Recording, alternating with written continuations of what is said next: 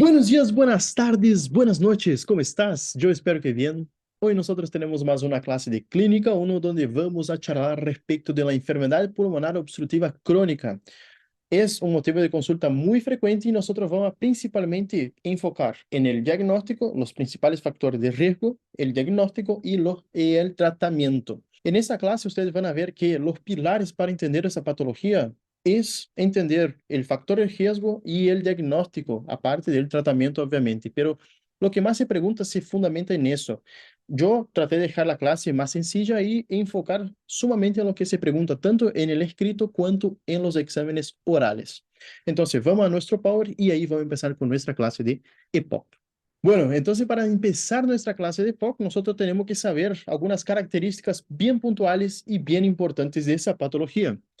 Por ejemplo, ¿qué es el EPOC? El EPOC es una enfermedad pulmonar obstructiva crónica que es prevenible y tratable y se da principalmente genera una limitación del flujo aéreo expiratorio y genera síntomas respiratorios persistentes y progresivos. Aparte de todo eso, tenemos una inflamación crónica que puede generar alteraciones en los bronquios, bronquíolos y en el parénquima. Si afecta a los bronquios, es bronquitis crónica. Si afecta a bronquíolos, puede generar una bronquiolitis obstructiva. Y si afecta el parénquima pulmonar, puede generar un enfisema o una enfermedad enfisematosa. ¿Qué yo quiero que ustedes sepan de todo eso? Es que ya entró en un choice, así que presten atención en eso. Es una enfermedad prevenible y tratable, ¿sí? Es prevenible y tratable. Porque si nosotros alejamos los factores de riesgo de nuestro paciente, el paciente probablemente no va a desarrollar EPOC, excepto si es un factor de riesgo no modificable. ¿Qué yo quiero decir con eso? Si ese paciente, por ejemplo, tiene un factor de riesgo genético, en este caso, no es prevenible, no es tratable. Es tratable, pero no prevenible. O sea, tiene el factor de riesgo genético, el rango genético, entonces nosotros no tenemos cómo quitarle ese rango, ese rasgo genético. Así que va a padecer de cualquier forma. Un ejemplo de esa patología que puede ser de causa genética es el déficit de alfa-1 antitripsina. Y un ejemplo de un factor de riesgo modificable es, por ejemplo, el tabaquismo. Sabiendo todo eso, vamos a pasar a nuestro próximo punto recontra mega mix importante, que es respecto de la epidemiología y la fisiopatología. Dentro de la epidemiología es importante saber que es la tercera causa de muerte en todo el mundo, o sea, la mortalidad es altísima en estos pacientes y los pacientes generalmente mueren por cuenta de factores progresivos, como yo dije. El paciente muchas de las veces empieza con un diagnóstico de EPOC ahí por los 45, 50 años y después de eso va progresando su tratamiento, progresando hasta que llega un punto que progresa tanto la enfermedad que el paciente tiene que estar con oxígeno domiciliar, o sea, siempre con un tubito ahí de oxígeno debajo del brazo y tiene que estar 10, 15 horas por día, por lo menos, para ser efectivo ese oxígeno. Así que es una causa de mortalidad muy, muy frecuente y es una patología sumamente progresiva, ¿sí? Entonces, aparte de todo eso, tenemos que saber la fisiopatología, porque no sirve de nada saber que es muy frecuente, pero si no sabemos cómo todo eso ocurre. Cuando nosotros tenemos una enfermedad pulmonar obstructiva crónica, quiero que recuérdense que una cosa muy importante de todo eso es que es una enfermedad que tiene obstrucción pulmonar, o sea, el paciente va a tener dificultad expiratoria, no va a conseguir expirar el aire. Por eso que en la espirometría, que ya vamos a ver eso y ya vimos en la clase de espirometría, el paciente va a tener un patrón obstructivo crónico irreversible. En cambio, cuando teníamos un paciente, por ejemplo, con asma, era un patrón obstructivo reversible con la prueba del broncodilatador. Pero acá, enfóquese en eso. La enfermedad pulmonar obstructiva crónica generalmente son dos patrones, son el patrón bronquítico y el patrón enfisematoso. Hoy en día, esas son definiciones antiguas y hoy en día nosotros vamos a hablar de un EPOC a predominio bronquítico y un EPOC a predominio enfisematoso. Antes nosotros clasificamos o ese bronquítico o ese es enfisematoso, pero no. Ambos comparten de características muy similares, pero obviamente tiene características puntuales de determinado tipo de fisiopatología. O sea, el bronquítico, por ejemplo, va a ser el labotargado azul y el enfisемatoso va a ser el paciente soplador rosado. Todo eso nosotros ya vamos a ver, pero volviendo para la fisiopatología, nosotros en paciente con enfermedad pulmonar obstructiva crónica, vamos a tener una inflamación crónica. Essa inflamação vai generar cambios estruturais, e esses cambios estruturais podem generar esanteamento das vias aéreas pequenas e destruição do parênquima pulmonar, com rotura das uniões entre os alvéolos e as pequenas vias aéreas, e todo isso vai generar uma diminuição do retrocesso elástico pulmonar, ou seja, o pulmão vai quedar super insuflado e não vai conseguir fazer o sea, no va a tener el retroceso elástico para hacer la expiración. Todo eso culmina en un punto final que es la limitación del flujo aéreo y disfunción mucociliar. ¿Por qué es importante saber eso? La limitación del flujo aéreo nos va a dar un VEF1 disminuido, como nosotros ya vimos. Y nosotros vamos a clasificar en leve, moderado, grave y muy grave de acuerdo a nivel de Gold. Gold 1, 2, 3 y 4. En cambio, la disfunción mucociliar, en ese caso, es más o menos así. Nosotros en los bronquios tenemos las cilias, y las cilias hacen siempre un movimiento de la parte interna hacia el externo. ¿Por qué hacen ese movimiento? Básicamente porque cuando nosotros respiramos, a veces traemos, generalmente, las gotitas, el flujo bacteriano hacia las vías aéreas superiores e inferiores. Essas cilias tratam de, quando se pega a bactéria cá, tratam de levar a bactéria hacia el externo, ou seja, tratam de salir, de eliminar essas bactérias. Como as cilias não funcionam, os cílios, as cilias não funcionam mais de maneira adequada, não podem arrastrar as bactérias de interno hacia externo. Então, as bactérias generalmente quedam aí, em los bronquios, bronquíolos, a donde fuera, colonizam, começam a replicar-se, colonizam, e então pode generar em nosso paciente uma pneumonia. ¿Qué yo quiero decir con todo eso? Con todo eso es que el paciente POC tiene una predisposición a infecciones bacterianas por cuenta de esa disfunción mucociliar. Eso es recontra importante para saber por qué nuestro paciente POC descompensa, porque y sepan que la principal causa de descompensación del EPOC, que nosotros vamos a ver en la próxima clase, es que el paciente tiene un EPOC, tiene disfunción mucociliar y se sobreinfecta con bacterias, que es lo más frecuente, o con virus. Entonces eso va a generar un EPOC reagudizado. Ya vamos a ver eso en la próxima clase, no queden locos con tanta información, pero básicamente es eso, tenemos una inflamación crónica, esa inflamación crónica destruye los bronquios, destruye la estructura pulmonar y entonces va a generar limitación del flujo aéreo expiratorio y también disfunción mucociliar. Que todo eso, en un punto final, el paciente va a tener disminución de la expiración y también, si usted quiere dejar más sencillo, mayor predisposición a enfermedades infecciosas. Punto. Y ahora vamos a pasar a la parte de las definiciones antiguas, que ya hablamos un poquito, pero vamos a enfocar acá también, solo para que sepan. Eso generalmente no se preguntan. Sepan que cuando vamos a hablar de un paciente POC, sepan lo siguiente. Digan, el paciente POC puede ser a predominio enfisematoso o a predominio bronquítico. Antiguamente nosotros clasificábamos más específico nuestro paciente. Por ejemplo, antiguamente el paciente o era tenía bronquitis crónica o tenía enfisema, y hoy no. Hoy nosotros ya ponemos EPOC a ese paciente y ahí vemos las características, si es a predominio bronquítico o enfisematoso. En el pasado nosotros hacíamos eso lo que yo hablé. En la bronquitis crónica, por ejemplo, era todo aquel paciente que tenía tos con expectoración por lo menos de 3 meses al año por 2 años consecutivos. Eso es bronquitis crónica. En cambio, en el enfisema, el paciente tenía un aumento anormal y permanente de los espacios distales de los bronquios acompañado de destrucción de las paredes sin fibrosas. O sea, en resumen, es un paciente con bronquitis crónica tiene mucha formación de moco y un paciente enfisematoso tiene mucha destrucción de las membranas alveolares. O sea, destruye los sacos alveolares con destrucción del parénquima, del músculo liso y de las paredes. Entonces, todo eso hace con que disminuya la cantidad de alvéolos funcionantes y entonces disminuye la capacidad de tanto de oxigenación tecidual, o sea, de hematosis, cuanto la eliminación del aire. ¿Sí? Entonces, esas eran las definiciones antiguas. El bronquítico crónico es el famoso abotargado azul o congestivo azulado en Brasil, y el enfisematoso es el soplador rosado. Perciben, miren acá una cosita bien importante. Miren diferencia entre las dos imágenes. El bronquítico crónico es un poquito más gordo y el enfisematoso es más delgadito. ¿Por qué pasa eso? El bronquítico, el bronquítico crónico, si el paciente que tiene una época a predominio de bronquitis crónica, ese paciente tiene mucho menos, tiene obviamente una dificultad expiratoria, pero es mucho menor del paciente soplador rosado o del enfisematoso. El paciente enfisematoso tiene mucha, pero mucha dificultad al respirar, o sea, mucha obstrucción. ¿Qué pasa?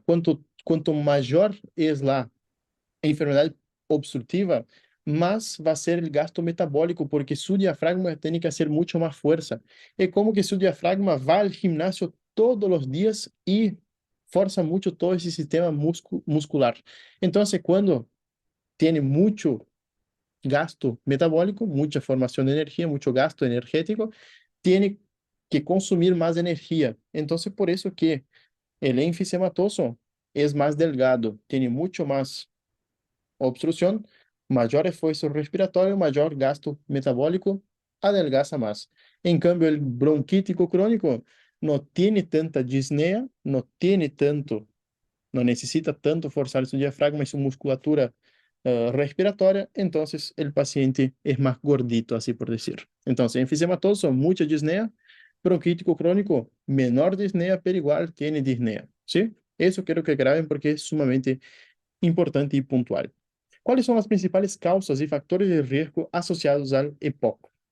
Bueno, tenemos varias, ¿sí? Pero quiero que enfoquen principalmente en dos, que es el tabaco, es el principal factor de riesgo para el desarrollo de una enfermedad pulmonar obstructiva crónica, pero recuérdense que solamente un cuarto de los pacientes fumadores importantes van a padecer de EPOC. O sea, de 10, solamente 2,5 o 3 pacientes van a padecer de esa enfermedad. En cambio, los pacientes con factores genéticos asociados, como el déficit de alfa-1 antitrypsina, que quiero que recuerden puntualmente de esto, generalmente padecen de una EPOC a edades tempranas, 35, 40 años ya empieza la enfermedad pulmonar obstructiva crónica. Entonces, si en un caso clínico te da que un paciente tiene una espirometría patológica, un, un, o sea, un patrón obstructivo irreversible a los 35 años, quiero que ya te venga a la cabeza que el paciente puede tener un factor genético para el padecimiento del EPOC. Sí o sí tienen que marcar, o sea, no es de ley, pero sí o sí tiene que venir a la cabeza que ese paciente puede tener un déficit enzimático, que es el déficit de alfa-1 antitrypsina, ¿ok? Después, químicos, polvos ocupacionales, humo del tabaco ambiental, sexo y raza y nivel socioeconómico, todo eso está como factor de riesgo ahí para el paciente padecer EPOC. Y también la bronquiolitis, infecciones respiratorias en infancia también son factores de riesgo para el EPOC. ¿Qué es importante de las etiologías? Sepan del tabaco, genético y humos ambientales. La bronquiolitis en infancia también, sí, es importante saber, por eso que yo puse acá. Y sepan que generalmente las infecciones en infancia son dadas por virus sincicial respiratorio, el VSR, y pueden padecer a largo plazo de una EPOC. No es todos, pero se vio que, se hicieron estudios y se vio que hay un pequeño porcentaje de la población que tenía mucha bronquiolitis cuando era niño, entonces hicieron todo ese estudio y diagnosticaron los pacientes con EPOC. Quiero que sepan una cosa, no es pregunta así como cada dos personas en un oral se pregunta a una el índice tabáquico, pero quiero que sepan que el índice tabáquico, ¿cómo se calcula el índice tabáquico? Nosotros vamos a agarrar el número de cigarrillos al día que el paciente fuma, número de años fumado, dividido 20. Eso nos va a dar un índice tabáquico. Si el paciente tiene un riesgo menor de 10, es bajo para padecimiento de EPOC. Si el paciente tiene un riesgo moderado, o sea, de 10 a 20, es un nivel moderado. Intenso de 21 a 40, índice tabáquico de 21 a 40 y alto riesgo es más de 40. El índice tabáquico mayor de 40 es un alto riesgo para el padecimiento de EPOC. Pero recuérdense que los fumadores, solamente un cuarto de los pacientes van a padecer EPOC. Una cosita que quiero que recuérdense es que cuando un choice te da, por ejemplo, o cuando ellos te presentan un paciente que tiene 20 años de edad, que viene con mucha disnea y que no tiene espirometría, ustedes a ese paciente de 20 años no piensen en EPOC, piensen en un asma. En cambio, un paciente, si te da un paciente que tiene 55 años con mucha disnea, piensen en un EPOC primeramente y después un asma de diagnóstico tardío. Eso quiero que hagan. Entonces, pero piensen primero en EPOC. Yo creo que no va a ser tan complicado la cosa, pero siempre las edades son recontra importantes para el diagnóstico. O sea, por lo menos para que te tire, para que venga algo en la cabeza, piensen, adolescente joven es asma, ¿sí? Y después, adulto, tercera edad es EPOC. Piense siempre así porque queda mucho más fácil a la hora del diagnóstico y así por lo menos tiene un guía en la cabeza que te va a facilitar el diagnóstico y obviamente salir bien en el examen. ¿Cuál es la clínica entonces de nuestro paciente con enfermedad pulmonar obstructiva crónica? El paciente va a presentar tos, expectoración y disnea progresiva. Es muy frecuente, nosotros tenemos que hacer una buena anamnesis porque es frecuente el paciente padecer de tabaquismo, o sea, fumar bastante, y si tiene, por ejemplo, astenia, anorexia, dinamia y pérdida de peso, un síndrome de impregnación, tenemos que pensar en una neoplasia pulmonar, porque recuérdense que, aparte de todo eso, el tabaco también es un factor de riesgo elevadísimo para el cáncer de pulmón, así que si nosotros tenemos un paciente con tos, expectoración y disnea progresiva, piensen también, y es sumado a un síndrome de impregnación, piensen también en una neoplasia pulmonar. ¿A qué edad empiezan los síntomas? Generalmente 55, 60 años aproximadamente. Por eso que nosotros vamos a tener el paciente es característico de POC y no asma, que va a aparecer en esa edad generalmente. ¿Puede aparecer antes? Puede. En los casos que el paciente padezca de un factor, de un rasgo genético, ahí sí el paciente va a tener EPOC a edades tempranas, 40, 45 años, ya va a empezar a tener disnea progresiva y va a tener una espirometría patológica con un patrón obstrutivo irreversible y cuando se hace el test genético de estos pacientes, él también va a tener el déficit de alfa-1 antitrypsina. ¿Cuál es la evolución clínica de los pacientes EPOC? Los pacientes con enfermedad pulmonar obstructiva crónica van a tener destrucción de la trama vascular pulmonar con aumento del atrapamiento aéreo y es eso lo que va a generar la alteración en la espirometría. También vamos a tener aumento del trabajo respiratorio con disnea, justamente eso es lo que estábamos hablando, porque el paciente a predominio enfisematoso es más delgado que el paciente a predominio bronquítico, va a tener aumento de la resistencia de las vías aéreas, hipersecreción de moco, que se ve principalmente en los pacientes bronquíticos crónicos, y va a tener alteración de la ventilación perfusión. Si el paciente entonces no consigue ventilar de manera adecuada, es un paciente retentor crónico de dióxido de carbono. Y eso quiero que sepan. Es normal cuando nosotros vamos a hacer una gasometría arterial, es muy frecuente que los pacientes presenten hipercapnia. Y esa hipercapnia nosotros vamos a llamar de hipercapnia permisible. Ya vamos a ver todo eso en la parte del diagnóstico y tratamiento, pero quiero que recuerden que los pacientes POC generalmente son pacientes ya de larga data y POC, tienen un cierto nivel de hipercapnia. ¿Por qué tiene ese nivel?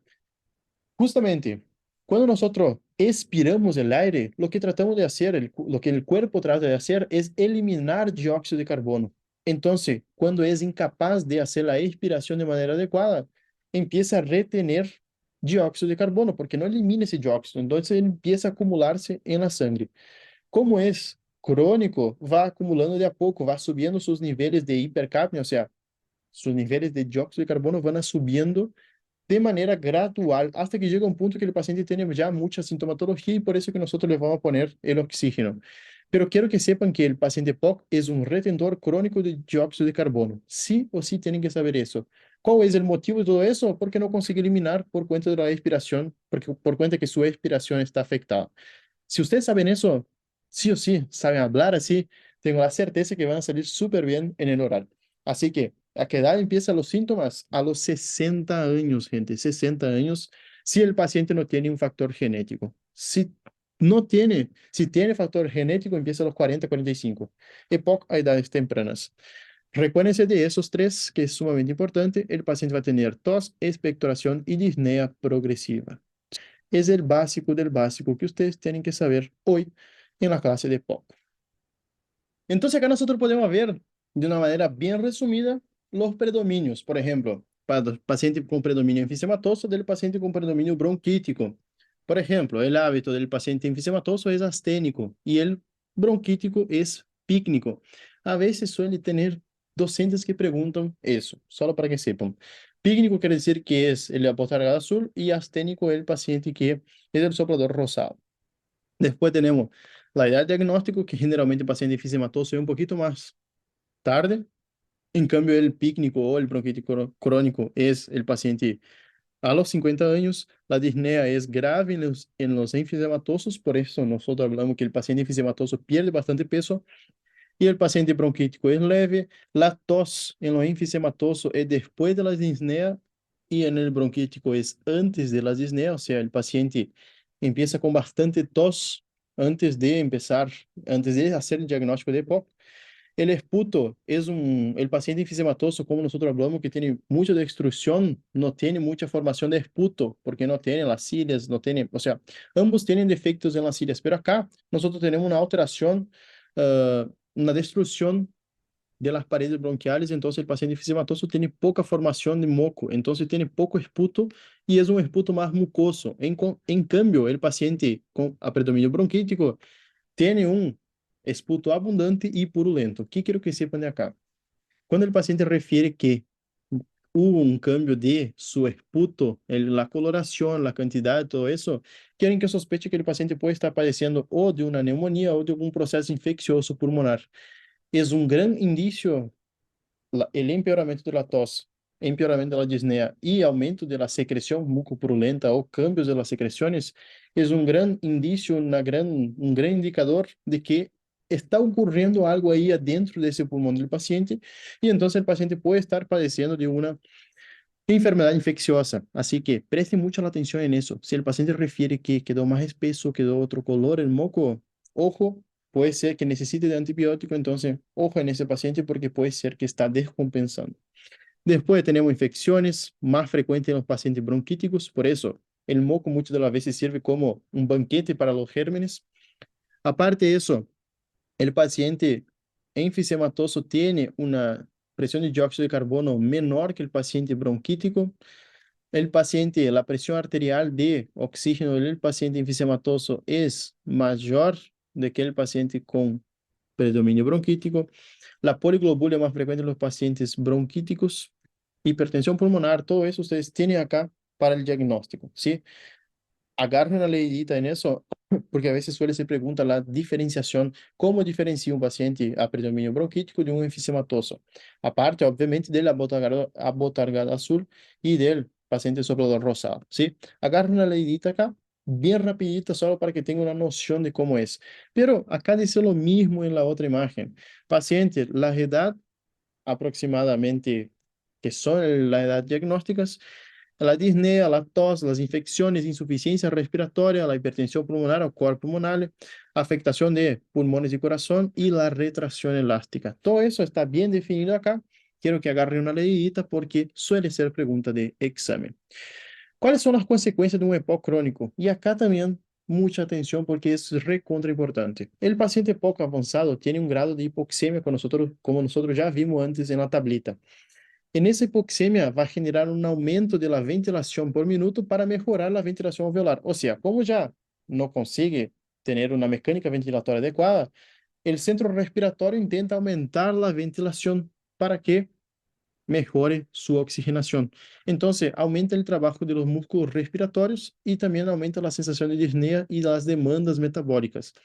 Cuando nosotros tenemos un aumento del trabajo, por ejemplo, en el paciente enfisematoso que tiene mucha disnea, el paciente sí va a tener un mayor gasto metabólico, entonces va a adelgazar, va a perder peso.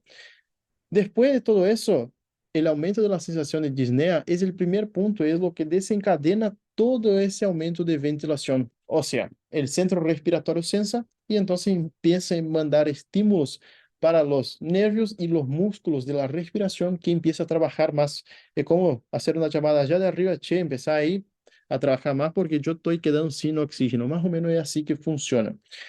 La hipoxemia tiene altísimos y graves, severos síntomas severas, consecuencias a largo plazo. Porque, por ejemplo, una hipoxemia crónica va a generar vasoconstricción de la arteria pulmonar, generando a largo plazo una hipertensión pulmonar.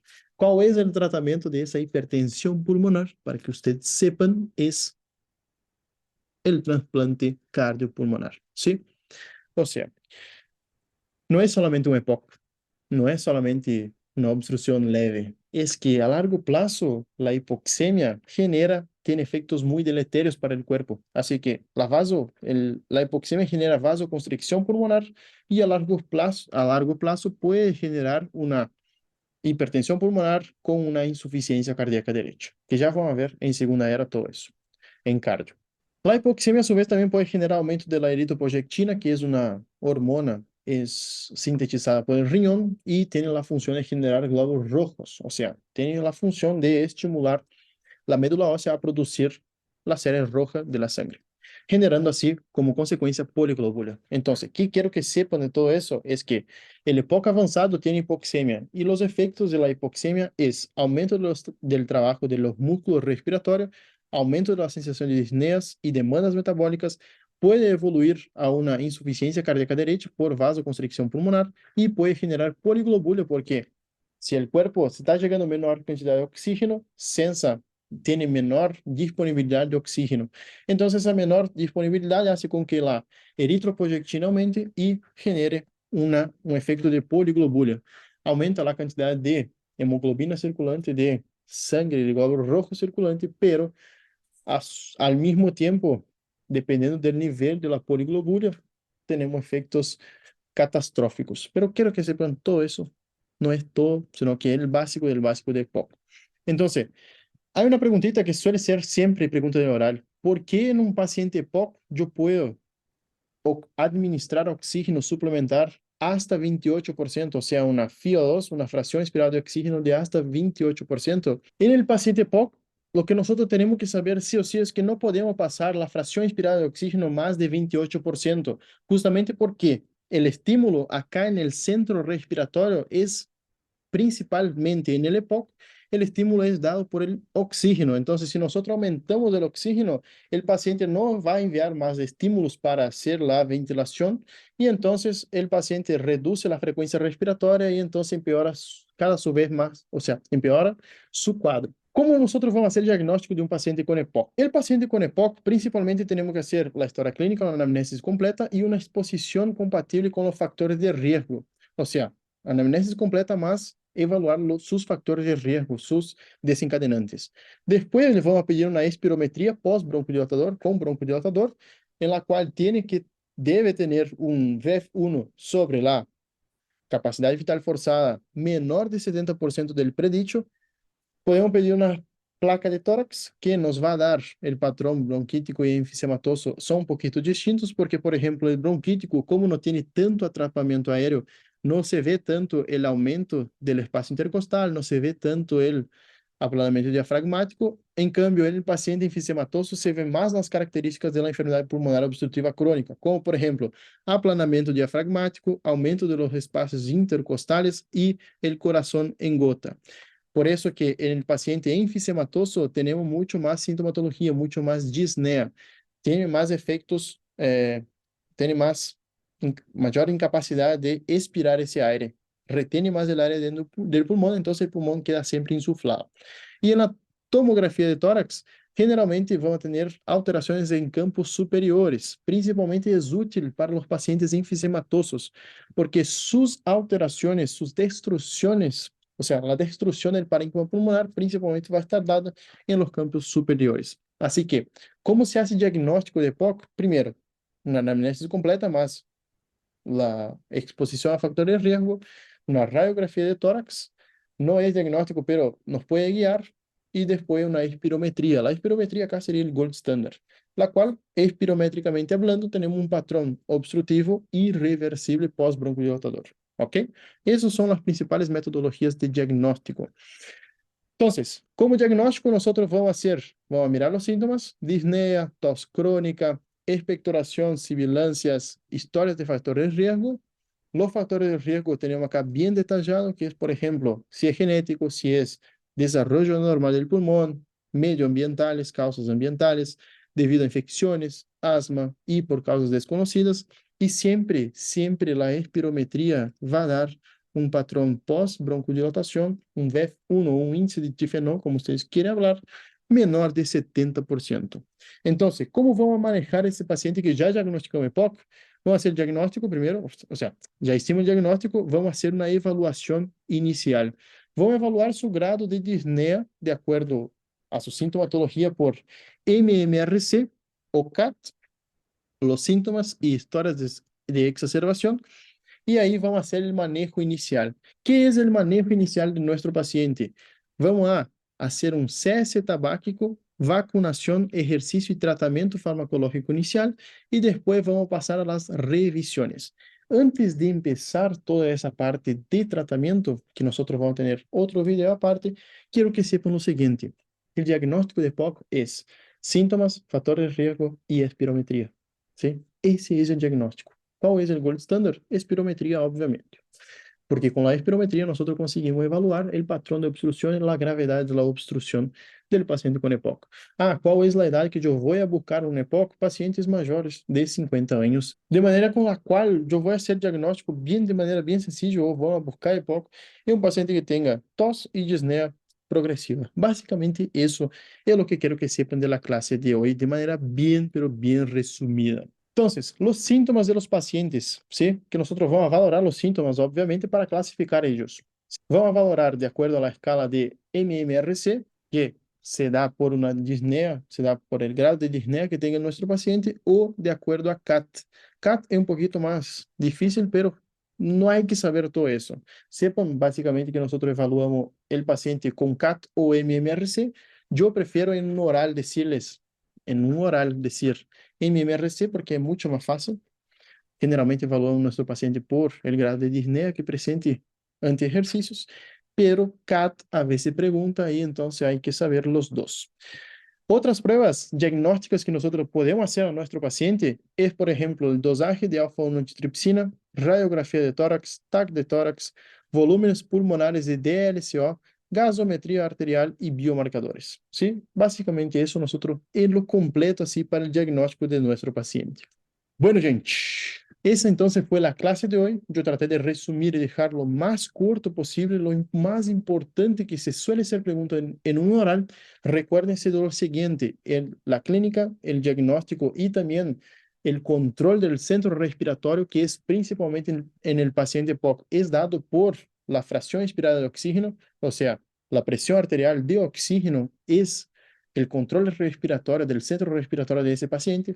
Y bueno, el diagnóstico es clínica, factor de riesgo y espirometría. Recuérdense, la espirometría tiene que tener un índice de difenol menor de 70%.